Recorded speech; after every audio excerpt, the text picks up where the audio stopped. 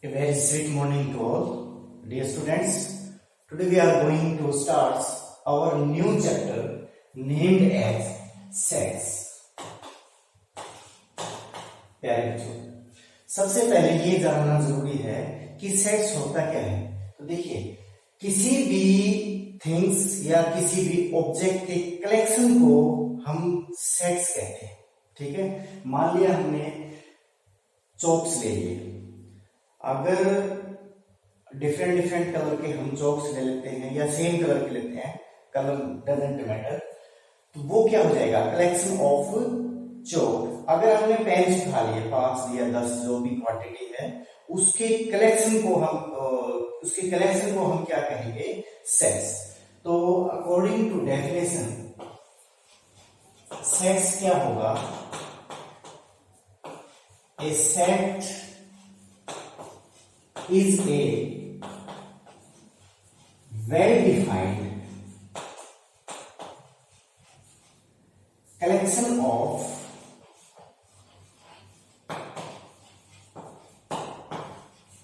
object. A set is a well-defined collection of objects.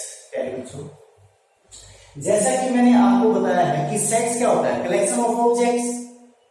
मैंने आपको चौक का एग्जांपल दिया है, पेन्स का एग्जांपल दिया है, लेकिन मैं आपको दोबारा बताना चाहूंगा कि अब तक ये जो डेफिनेशन है सेट्स की, इट इज नॉट क्लियर। ये जो सेट्स की डेफिनेशन क्लियर नहीं है। देखिए, सेट्स इस बात में कोई डाउट नहीं है, किसी भी ऑब्जेक्ट्स का, किसी भी थिंग्स का जो कलेक्शन है उसको हम सेट्स बोलते हैं। ठीक है, लेकिन आपको थोड़ा सा क्लियर करवाना चाहूंगा, यहाँ पे मैंने एक वर्ड यूज किया है, वेल डिफाइंड। प्यारे बच्चों, जो आप कलेक्शन ले रहे हो वो वेल डिफाइंड होना चाहिए। यहाँ पे वेल डिफाइंड का मतलब ये है कि उसके बारे में किसी को कंफ्यूजन नहीं होना चाहिए कि मान लिया मैंने कलेक्शन ऑफ पेन्स लिए हैं, तो ऐसा नहीं है कि एक स्टूडेंट ने कहा कि ये तो पेंसिल का जो है कलेक्शन है, कोई स्टूडेंट कहे नहीं ये तो पेन्स का कलेक्शन है, तो ये कंफ्यूजन हो गया। ऐसा कंफ्यूजन नहीं होना चाहिए। फॉर एग्जांपल देखिए, आपने क्या कहा कि set of vowels in English alphabet.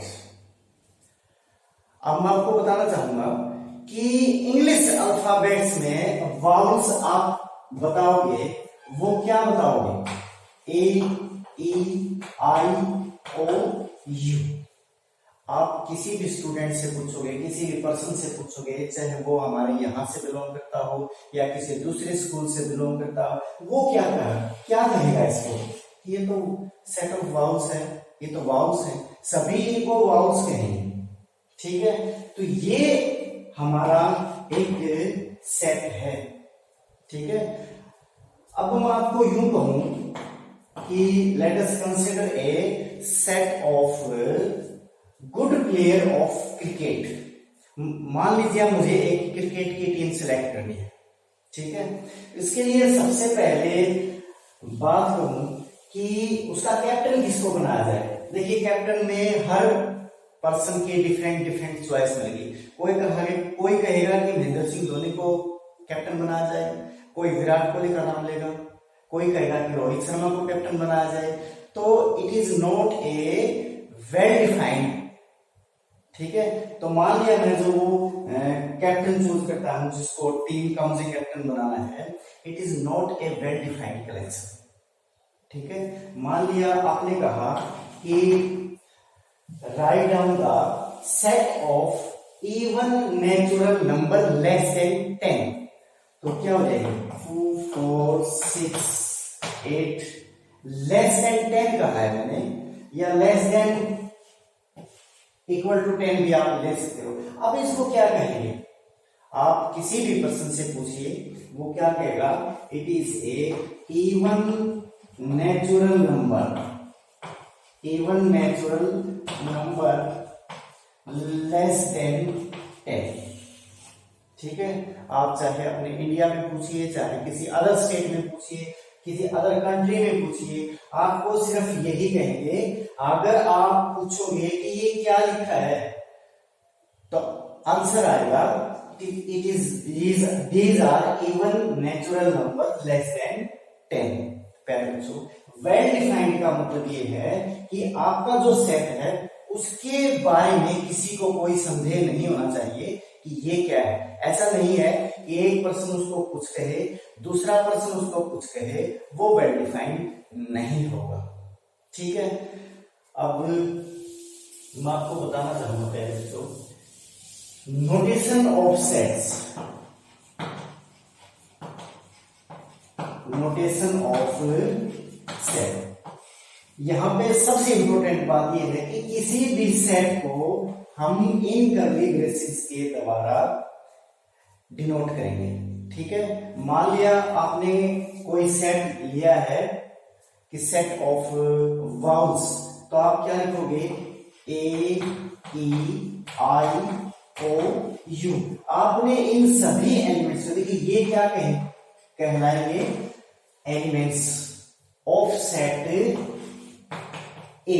ध्यान रहे मेरे बच्चों, ये सेट आपका इन कर्ली ब्रेसेस के अंदर ही लिखा जाएगा।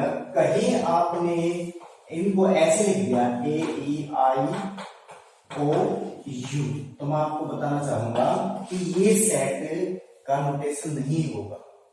ठीक है, ये सेट नहीं कहा जाएगा, इसको हम सेट कहेंगे। तो ध्यान रहे, सेट हमेशा जो भी लिखोगे आप, जो भी एलिमेंट लिखोगे, किसी भी सेट को लिखोगे तो इन कर्ली ब्रेसेस के अंदर। ठीक है, दूसरी बात, किसी भी सेट को अगर आपने रिप्रेजेंट करना है, यहां पे मैंने इस सेट को ए से रिप्रेजेंट किया है, ये क्या है, ए सेट ए ऑफ वाउल्स। तो आप किसी भी सेट को अगर रिप्रेजेंट करोगे तो हमेशा कैपिटल इंग्लिश अल्फाबेट्स से आप जो है रिप्रेजेंट करोगे। जो भी आप, जिससे भी आप रिप्रेजेंट करना चाहें, जो भी आप लेटर लोगे, वो आपका कैपिटल होना चाहिए ऑलवेज। अगर आपने कहीं गलती से ऐसे डिनोट कर दिया कि B is a set of vowels, ये गलत हो जाएगा। हमेशा कैपिटल लेटर्स आप यूज करोगे। ठीक है, these are the some basic concept about sets including definition। उम्मीद है प्यारे बच्चों ये आपको बड़ी अच्छी तरह से समझ में आया होगा। Now thank you, have a nice day.